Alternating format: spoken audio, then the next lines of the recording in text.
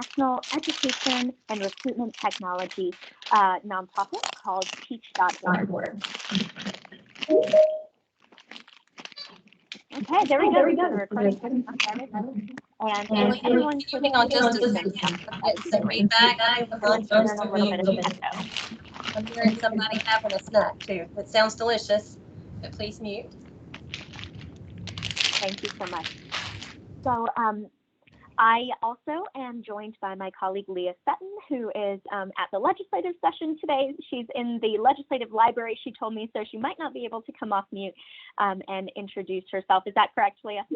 Okay, well, I will also then introduce Leah Sutton. She is the Director of Policy and Advocacy with Best NC, which is a business and education coalition here in the state of North Carolina that works to advance high educational outcomes and opportunities for public school students across North Carolina through their work with Teach.org and the Teach NC initiative. Best NC and Teach.org teamed up back in 2018 to really address a critical need that we saw across the state, which was a shortage of pre-K through 12 public school teachers across the state.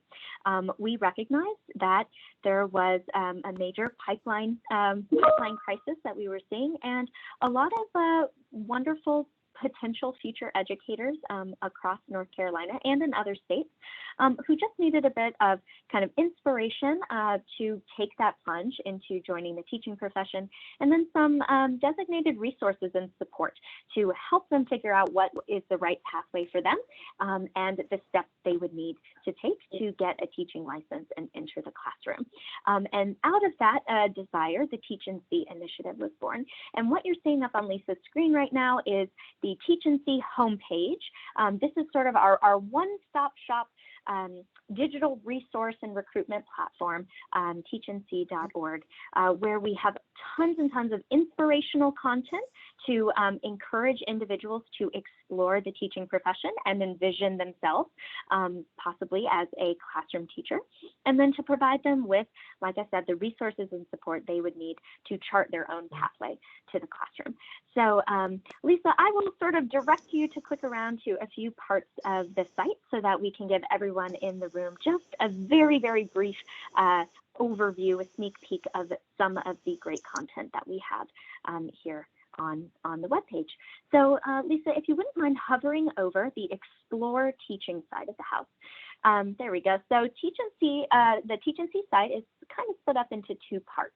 We have the Explore Teaching part for folks who are still trying to decide if teaching is a great fit for them. And then the Become a Teacher side of the house, which has more direct supports and scaffolds for folks who have decided, yes, I definitely want to become a teacher, and now I just need to figure out how to get there. So if you would hover over the Explore Teaching one more time, I'll note you can see here on the screen that we have an events page where we have local virtual and in-person events where folks can find out information from different educator preparation programs or EPPs across the state, as well as hiring fairs and other job opportunities for teachers. We have salary and benefits information, as well as a robust library of better work stories. So Lisa, if you want to click on the Better Work Stories link, we'll highlight that real quick. We know that teachers are doing incredible work across the state every day, and we want to be able, and you can sort of scroll up and down that page a little bit, we want to be able to share out the wins and teacher stories that are coming out of the classroom in North Carolina, and really celebrate all the amazing work that educators are doing across the state. If you could scroll back up to the top for me, Lisa.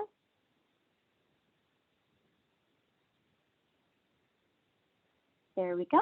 And if you could hover over, do you see where on the left it says Discover the Career, Meet North Carolina, and Get Inspired? If you'll hover over Meet North Carolina and click in on the Schools and Communities page, This is where we feature all of our public school district partners from across the state and really try and sell what makes each district unique to potential job seekers and get them inspired and envisioning their career in the classroom. So that has been a major push for us now in our second year of the initiative, is partnering with every public school district and making sure that they are profiled on the site. So Leah, you can scroll back up and go back to where it says Meet North Carolina and click on Find a Job. We also on the Teach NC website have access to the statewide educator job board.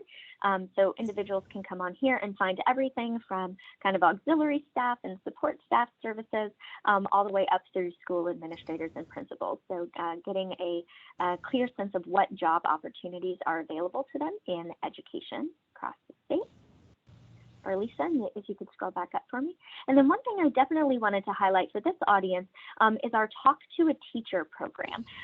So you may know of students in your community college network who are still debating what their future path should look like, and maybe just want to get their questions answered from a real teacher in the classroom.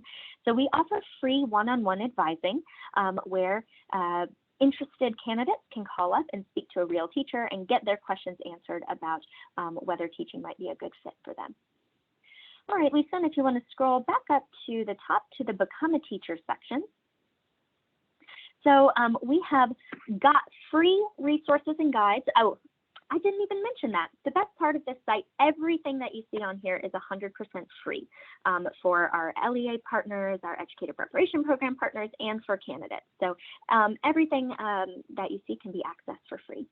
So we have eligibility guides and information about licensure. We also offer one-on-one coaching and advising to help individuals figure out what school or educator preparation program would be a good fit for them.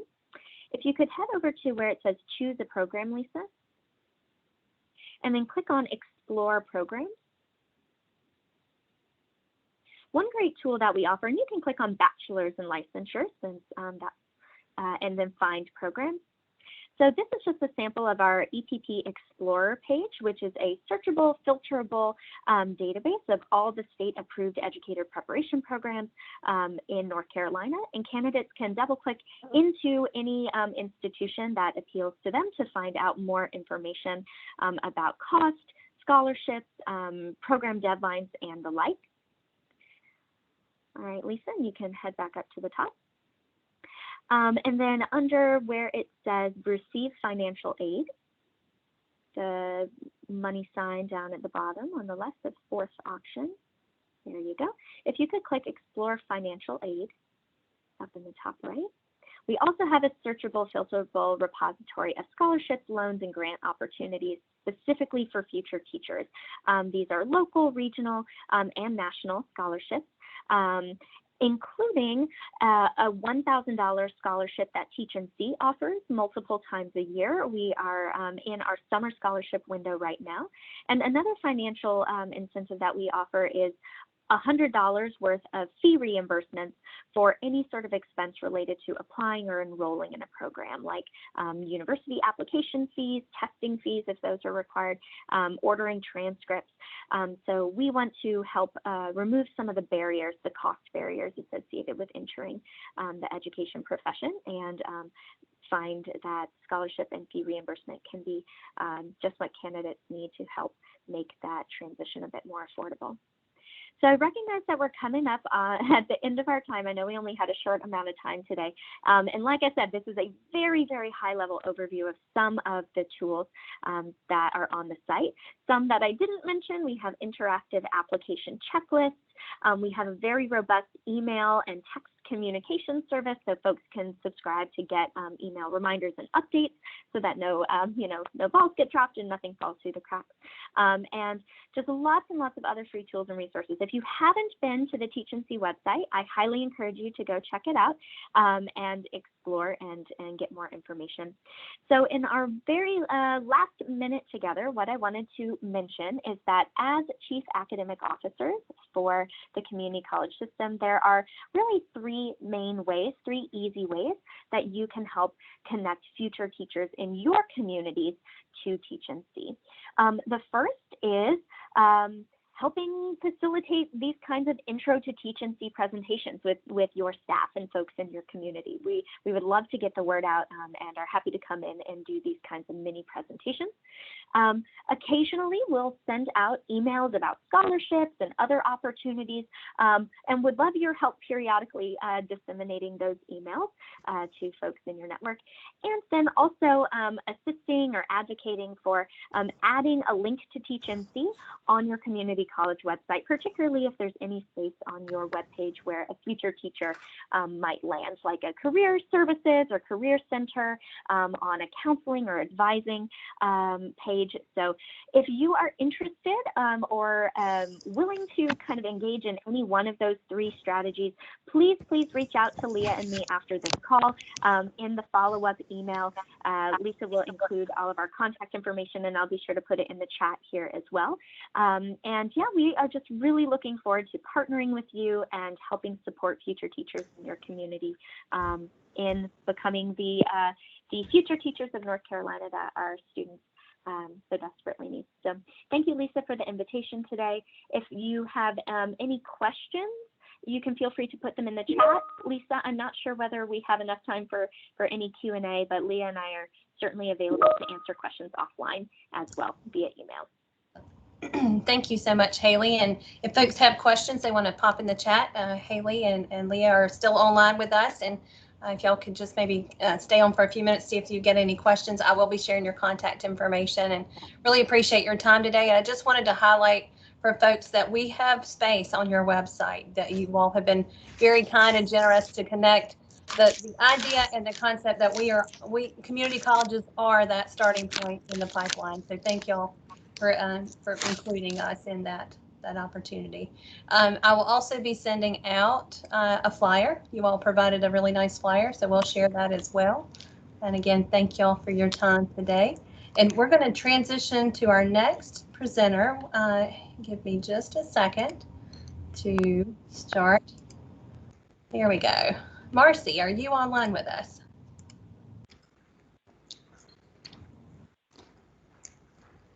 All right, Bridget. Okay, yeah. Yes. Sorry. I was like, I think she means me. I did. I'm so sorry. I was looking at the wrong name. So yes, thank you, Bridget. And I'll let you introduce yourself to the group, and I'll move the slides forward with your information when you're ready. Sure. So hello, I'm so excited to meet with you today. Myers, and I'm a math faculty member at Stanley Community College, and I'm working with the Student Success Center as the Director of Teaching and Learning Hubs. And I'm here today to announce the in their affiliate colleges. So next slide, please.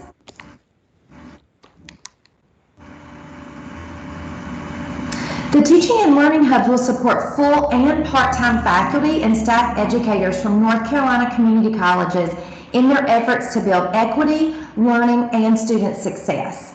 The hubs will offer virtual and face-to-face workshops and seminars.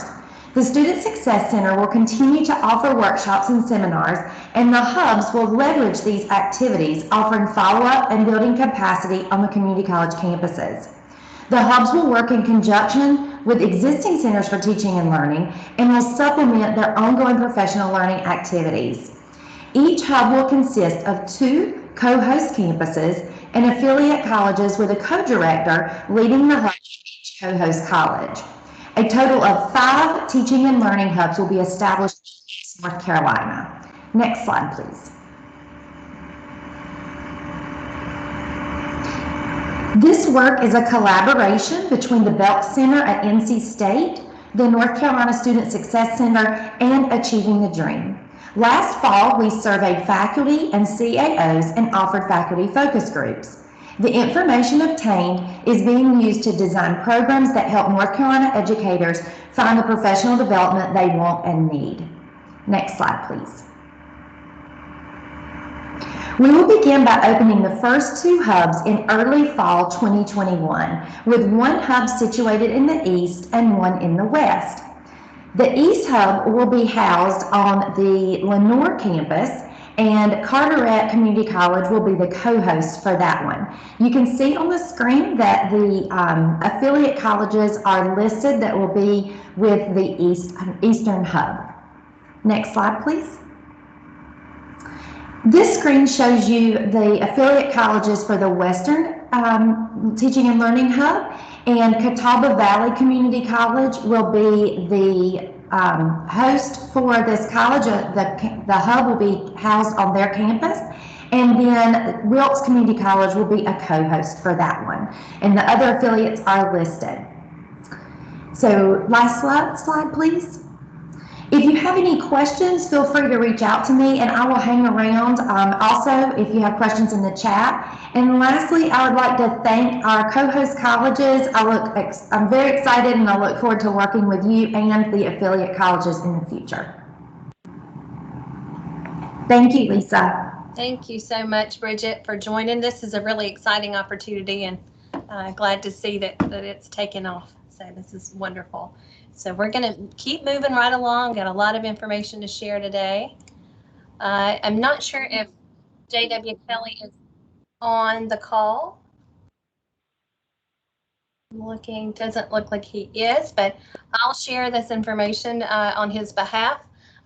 Dr. Kelly is our rep on the TAC, the Transfer Advisory Committee, and he wanted to just share a brief update to let you all know that in the last TAC meeting on June 10th, the TAC approved some course designation changes for the Irish language courses to move them from pre-major to general education, humanities, fine arts, and that's really much more in line with most of our other language courses. So an official numbered memo will be coming out soon, but kind of want to give you just that little preview there. All right, and Dr. Witchker, I believe you are up next. Thank you. Hey, this is a busy time for us with Perkins this year. As you know, we're closing out the year and beginning a new year. So I would like to thank you all. Number one, we are working on the high school to community college articulation agreement. It will be updated in the summer and in the fall, but also we encourage you all to work on local agreements. It's really the local agreements where high school and college faculty get to know and meet each other as you develop these local agreements, that students begin to see the value of a 2-year technical degree at our community colleges. The purpose really of the articulation agreement is to link high schools and community colleges, and also to let students that are in high school taking courses that have the same learning outcomes as our college courses see that value and see the transition to the community college. Perkins is a 9 through 14, grades 9 through 14 program with emphasis on enhancing career and technical education. The second thing we got is just reminders. We're closing out this year. We appreciate you getting the paperwork in. Most of the Perkins contacts are doing a great job in getting that in. We really appreciate that. And I will be meeting with staff later this week as we start to review your plans and budgets for next year. As you know, we fund over about 125 staff in our colleges are paid for with Perkins money.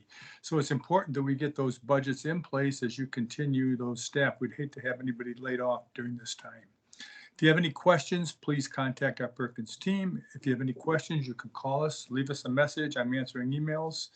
And in the fall, we'll be getting out. Tony, Patty, and I'll be getting out to the colleges and begin visiting to see how things are happening. We appreciate everybody that took part in the year-end reviews. We got some great reviews and some great videos to share with you, promising practices that you at your colleges have used or put in place to enhance our technical programs. So thank you. Lisa, back to you. Thank you, Dr. Bob. We appreciate your updates and all the good work that Perkins is assisting with. All right, we're moving right along. Miss Michelle Lair, are you with us?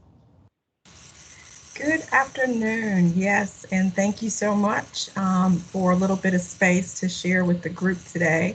As always, we have lots going on with CCP, so I'm going to run through a few things pretty quickly here in this little space of time.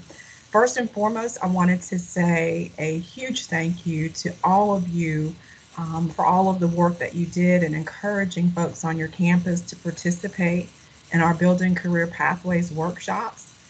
We're still actually going through and sifting through some of the data that we collected from it, But we can share, as you see there on the screen, that we had over 240 folks participate. And that's a little bit, I guess, misleading to some degree, because we had several campuses that logged in and had multiple folks in the room. So they were all working collaboratively together. So well over 250, probably approaching 300 people participated over the 3-day workshop. So very grateful for that. We had 80%, over 80% actually, of our colleges in the system represented, with lots of our DPI and LEA partners also joining us. So wonderful feedback in the surveys, and again, just appreciative of that. As you know, we do have some extension of those pathway building, or the career pathway building workshops coming up this summer with some technical assistance that will be provided, and I think we may have information about that coming in another slide. Couple of reminders regarding some upcoming conferences. The CCP Research Conference is growing daily. We have close to 700 folks registered to attend. Proposals have been submitted. And again, we have some national names from across the country that'll be sharing with us. Most importantly, our keynote, Dr. Karen Stout herself from Achieving the Dream. So again, if you have not had opportunity to register, we encourage you to do that. It's coming up in September, which is right around the corner. We also have our Performance Partnership Summit, which is actually coming quite quickly in July. Just a quick reminder regarding that as well. The registration fee for that is $10. CCP Research Conference is free right now. So again, please feel free to reserve your seat with both of those. The CCP First Friday Forums are going strong. We instituted that this year to provide an opportunity for our folks who are serving in CCP roles across the state to have a forum for discussion and questions, guest speakers. It's really have been a great opportunity for sharing amongst the folks across the state. So we will continue those in the upcoming year as well. And last, I think this is it actually. This is the information regarding the extended opportunities that I mentioned just a moment ago regarding our Building Career Pathways. We actually have our first installation of that coming up this week on the 24th. You can see that information there on your screen, so I won't read that all for you. The registration links are also included. It does require registration just so that we are prepared for the numbers of folks. Last I checked, we have 50 people who are signed up to attend our first roundtable on the 24th, and we have 2 additional ones coming up in July and August. It's a great opportunity for you to get that assistance as you're building out your pathways on your campus. And so we again encourage your folks to attend. You'll see here just some other quick reminders. So I'm sure this slide deck will be shared so that you can again encourage your folks on your campus to join that listserv so that they stay connected. We're always here to help, always here to serve, and so please reach out if any needs. Thanks so much, Lisa. Thank you so much, Michelle, for sharing that information. Lots of good opportunities coming up for folks to join. Okay, we're going to move right along. Dr. Dina Guido. All right, good afternoon, everyone. It's a pleasure to see you here today. I would like to say welcome to all of the people that are new to joining us today. When I was admitting people from the lobby, I saw lots of new names today, so welcome. Wanted to say thank you to everyone who got their programs of study into the system office so that we could approve them in time for the fall term. If there's anything still lingering out there, please check with your registrars or whoever enters your programs of study in colleague and encourage them to hit submit so that we can get those approved. The state board meets in just a couple of weeks, and so everything that's been waiting from mid-May on will be presented to the board July 16th, and then approval letters will be going out on the following Monday. So if you're waiting for anything, it is coming. Thanks also to people that submitted names for the Math 172 direct placement. I could still use a representative from the East, so if anyone would like to join that committee from the eastern part of the state, so we've got equitable representation, please email me with their contact information. I sent out a survey in one of the previous meetings for your engineering contact person, and it was a little bit glitchy, so I'm going to send that out in a separate email. If you could just give me the contact information for your engineering person at your college. We're looking to refill some board positions that are coming available for the articulation agreement that we have with engineering. And lastly, the IB crosswalk as part of the Credit for Prior Learning Procedures Manual has been, the process has been vetted by the Curriculum Review Committee and should be headed out to CAOs for comment in the next month before we meet again. So if you have any questions, please feel free to contact me. If you have new programs that you're submitting, please use the programs email, programs@nccommunitycolleges.edu. Thank you, Dr. Eads.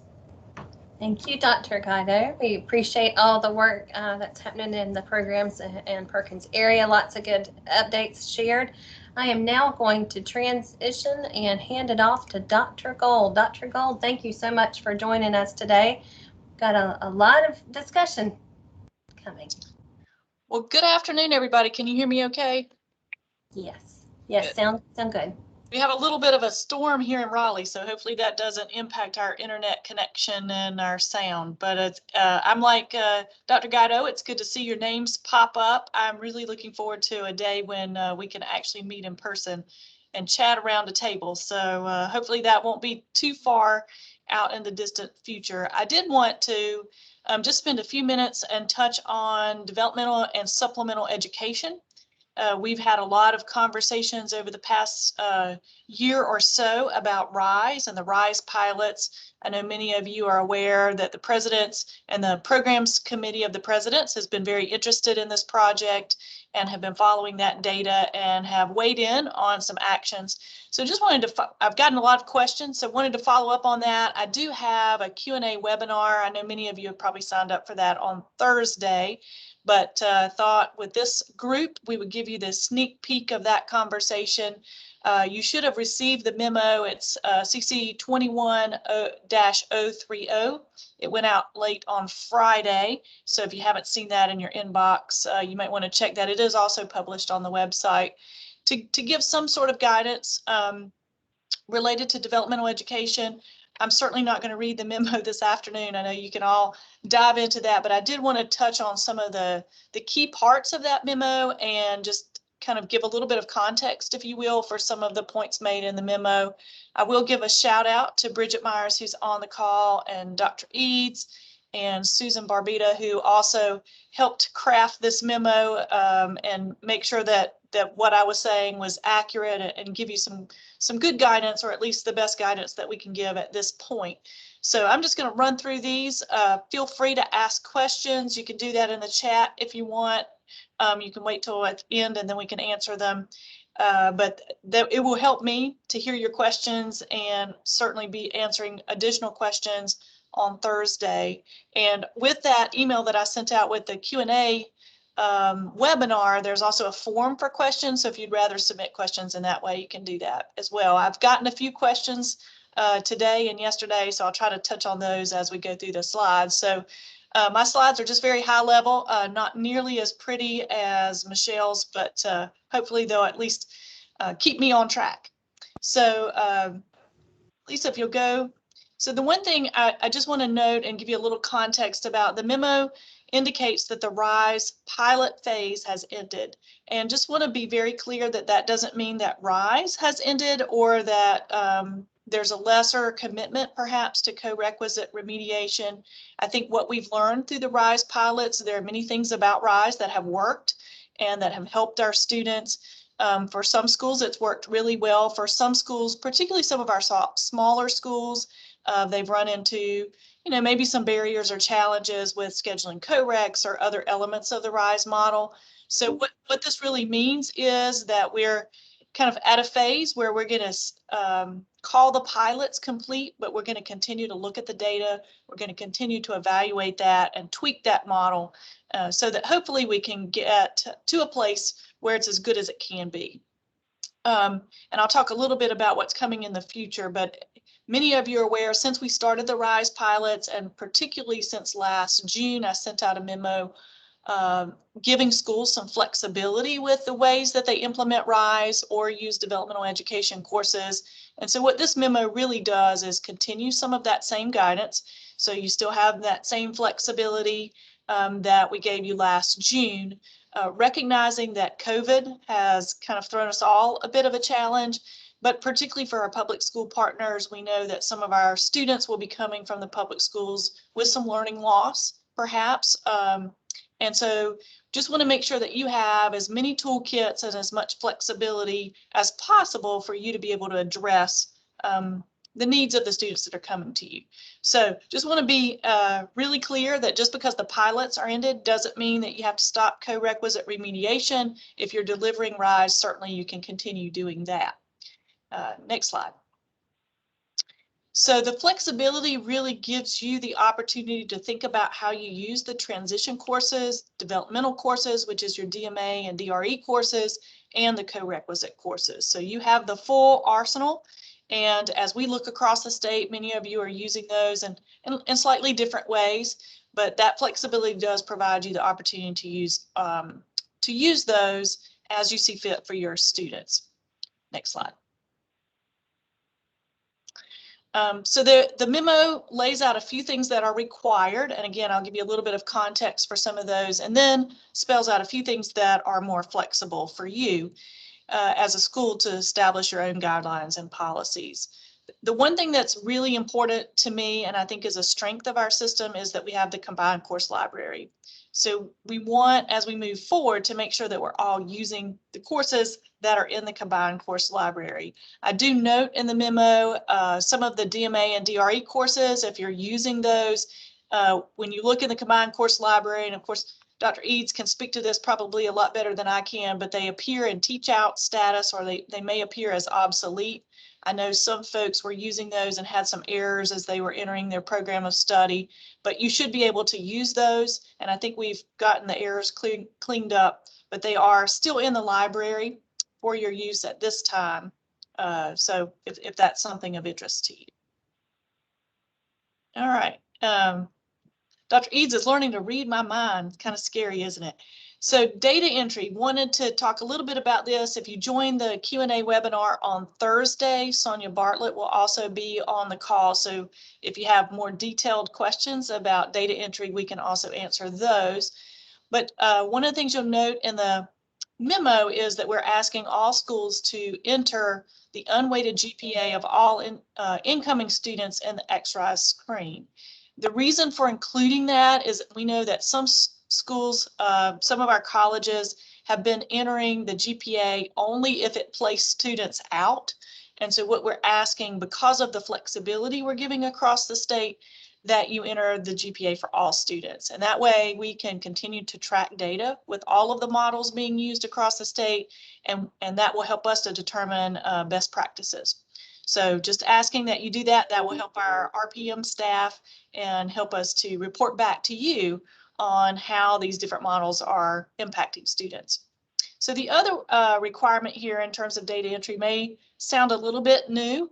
And again, Bridget has been a big player as we've rolled out SURGE across the state. And this is really related to the SURGE program, Career and College Ready Graduates. This is the Power School UID number that should come to you from the high school transcript. And we're just asking that you enter that in the XNCA form in the high school ID field. And what that will give us the opportunity to do is track the students who are coming to us from your high schools who have participated in CCRG and have taken some of those tier tests. So that's a new thing, but we are asking that you enter that as you're entering your high school students' information. Next slide. So the other thing that we're asking, because there is flexibility, we're asking that each college publish their guidelines for placement. I'm going to ask for some information from each of the schools about your placement practices, and I'll send a separate survey for that. We're asking that you publish them because if a student happens to move from one school to the other, we just want to make sure that each school is able to look and see what their neighboring colleges, how they may be handling students at different GPA ranges. So transparency to the student and to your fellow colleges. So that's just asking that you publish those. And I know one of the questions I got in the form was, can we collapse some of those GPA ranges? And in terms of publishing the guidelines, certainly you can publish them in whatever way makes sense. We just ask that you address all of those GPA ranges in your guidelines so that it's clear. Next slide. All right, so I will be sending out a survey. I won't do that until after the Thursday Q&A session, and we'll actually go over this in a little bit more detail, but I'll be sending out a table and asking you to complete that. We'll try to give you a little bit of time in case you're still thinking through how you're going to handle students for the fall. I know that deadline's probably coming up, maybe past, but for those who are still thinking about it, we'll give you a little bit of time.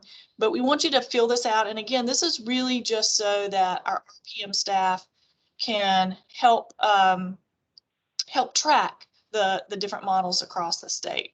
So I see in the chat somebody didn't get the Q&A invitation, so I'll send that back out so that those who didn't receive it can get a copy. So if you didn't get a copy and you want it, if you want to put your name in the chat, we'll make sure you get it. And that way I don't have to hit up everybody else who may have already gotten it and fill your inbox. So next slide. So that was the full table might look a little bit more detailed if you're filling it out. But again, we'll give you some guidelines and some instructions on how to fill that out once we send it. And so just a note, that survey hasn't gone out. It'll come out a little bit later. So I did want to just take a minute to talk about career college ready graduates. And I don't know if I see Bridget's circle there. So if I get too far afield, Bridget, you rein me back in. I know from talking to several schools, some of you, your LEAs have already been implementing CCRG, and you maybe have already gotten some students for the summer. Other districts may be a little bit slower to implement, and so you may not have seen any graduates yet. But we do encourage you, if a student comes to you and they have met the guidelines and the memo gave you some details on what those guidelines are for CCRG students, that you do consider them college ready. Also, we'll note that a Math 3 EOC of 4 or 5 does indicate that a student is college ready. And that's one of the exemptions at the high school level for participating in CCRG. So the memo provides more. I see Bridget popping up with a real face. So I just wanted to comment that the Math 3 EOC of a 4 or 5, that shows they're college ready for math only. That would not do anything for their English. So just wanted to clarify that. Clarification. No, thank you for that. All right, next slide. So the memo also gives you some GPA ranges. 2.2 and below are students who probably need some remediation, either transition courses or developmental courses. 2.8 and above are considered college ready. So the flexibility that colleges have had for the past year and will continue to have is really within that 2.2 to 2.799 GPA range. Within that range, we suggest that you offer some supports for your students. So that could be a co-requisite, and many of you are doing that very successfully, and you're certainly welcome to continue doing that. Some of you have been using some DMA or DRE courses to support certain students, and you may continue with that flexibility as well. Next slide. So what about the future? That's probably the biggest question that I get is, so you've given us flexibility now, what's going to happen in the future? My thought about the future is, and I've told this to several people, we've been doing developmental education redesign since I've been in the community college system, which is a little while. And what I would really like to do is spend a year thinking about the pieces of developmental education that are working well. Unfortunately, sometimes when we talk about RISE, we think about RISE as a full package instead of really drilling down and examining some of the elements of RISE to see what's working well and maybe what may need some tweaking or adjusting. So some of the things that I would like to end up with at some point in the future is common placement. Many of you may remember, or this may just show my age, there was a time when we had placement testing and we had different scores across the state. Every college placed differently. It was very confusing to students. And so I think it's important that at some point we get to a more common placement practice. So we'll be working toward that. One of the reasons for asking you for the data on your placement is so that we can kind of get a feel for what you're doing and what you're finding works for your students. So that will really help us to identify some best practices. Again, one of the strengths of our system, and for those of you aware that the UNC system is looking at a common numbering system, you know how valuable our common numbering system is. So we really want to make sure that we're using the combined course library consistently. And I think for me, what that means is for those of you who are using DMA and DRE courses, I'd like to understand a little bit more about why and what those courses are providing to you that you need. And so that may mean that we take a look at some of the courses and make some tweaks as needed. As always, with our combined course library, colleges are responsible for delivering the learning outcomes. So the combined course library sets up numbers, names, learning outcomes. You deliver those, and that will continue. And we will continue to not put any more restrictions on that, but allow you to do that at the local level. Next slide. So the elements of RISE that I would really like to maybe step back and think about, the GPA range. There's a little bit of a question about 2.6 versus 2.8 on the upper end. So we definitely want to see what colleges are doing and hope to come to a consensus at some point in the future. I've heard some concerns about some of the co-requisite hours and would like to have some conversations about that. I mentioned transition courses versus DMAs and DREs. I know that some people really like NROC, some have some questions. I know one of the messages that I think both Bridget and I have tried to be very consistent about is NROC has never been intended to replace the instructor, and we certainly want to continue with that message, but also take a look at NROC and how particularly the placement test is placing students, and think about as we come to a more common placement practice, making sure that the placement test is appropriate. I hope that we don't go back to requiring placement tests for everyone, but I certainly think for some students it can be very helpful, and we want to continue to provide that where it's needed. All right, and I think that wraps it up for RISE, and I'm just going to look here in the chat. I know a couple of you sent me some names, so I will be sure to send you that invitation, and thanks for letting me know that you didn't get it. So the last thing that I wanted to mention is what I'm going to call high flex. I know some of you have different terms for classes that you've been offering during the pandemic, and you've been doing it in a way that doesn't necessarily meet the codes that we have for setting up classes.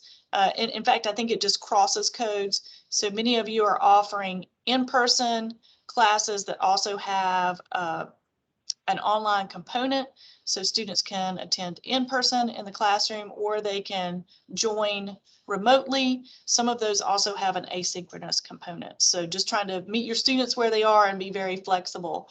I've said to many people, and I was on a panel recently where I shared with them that I think this is a method of delivery that we've thought about for a long time, and we've probably needed to do for a long time. So I think it's wonderful that we're able to meet students where they are and provide them with those options, because even when there's not a pandemic, you know that our students juggle a lot of life challenges. So work, children, many other things. So I think it's a good delivery method. We just want to help you and help you think about how you code that and how you set up your course sections, but then also how you do attendance taking. And that's probably the biggest question that we've gotten is, so if we have these mixed methods of running the course, how do we take attendance? So we are working on guidance here, and just wanted to let you know about that. That should be coming soon. Some more detailed guidance about how to do that. I know The SMEs here at the system office have been helping to set up the courses, and we've been trying to answer some of the questions about attendance, but hope to get some more concrete guidance out across the system very shortly. So I think that should do it for me. Thank you, Lisa, for letting me join the meeting this afternoon and just share a few thoughts. Thank you, Dr. Gold, for joining us and sharing this really important information. Give folks a chance, if you have questions and want to unmute, to ask Dr. Gold. Now's a good time to do that, or if you prefer to send a chat, certainly we'll be keeping an eye on the chat.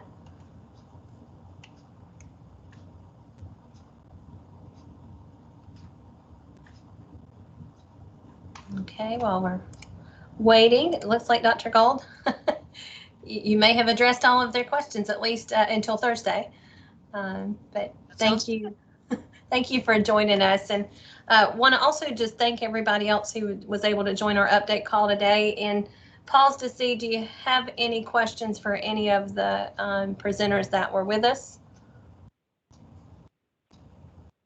And again, while you might be waiting to ask that question, also just want to mention we didn't have a slide for this, but we are looking forward to the articulation agreement for teacher prep with UNC to go to both boards in July. So if you have confetti, go ahead and throw it, celebrate. We are very excited.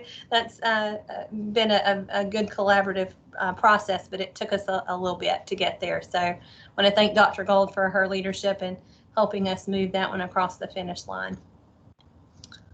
All right, well, if there are no questions, I will give you back, what, 14 minutes of your day, and I'm going to stop the recording.